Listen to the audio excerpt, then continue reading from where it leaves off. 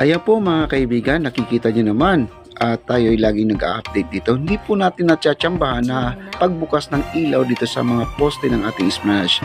Ayan po at nakita nyo, biglang nagbukas po ang ilaw ng ating Esplanade. Nagsisigawan po ang mga tao dahil nabigla po sila sa kagandahan ng ating paligid.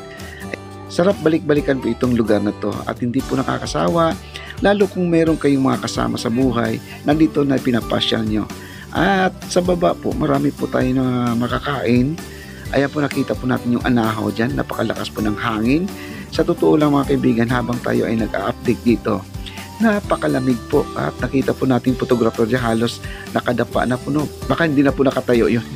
Ayan mga kaibigan, napakalamig, tayo ay naka-jacket po para pong nasa Baguio po tayo. Malamig na po ang ating Ilog Pasig Esplanade. Ayan po at habang mayroong nagsusumba ba to? Ayan o na, ang sarap po ng kimbotan po nila dyan sa kanilang harap ng Ilog Pasig. Ayan po mga kaibigan, yan po ay mga senior citizen po yan. Kasi kanina may nakasalamuha po tayo na sila po ay napadpad dito dahil anniversary po ng kanilang church. Napadaan po daw sila dito sa ating Esplanade. Grabe daw, sobrang ganda.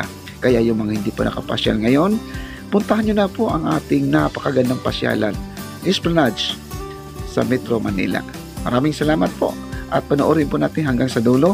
Napakaliwalas, maliwanag, malinis at gandang tingnan. Ang simoy ng hangin, napakalamig po.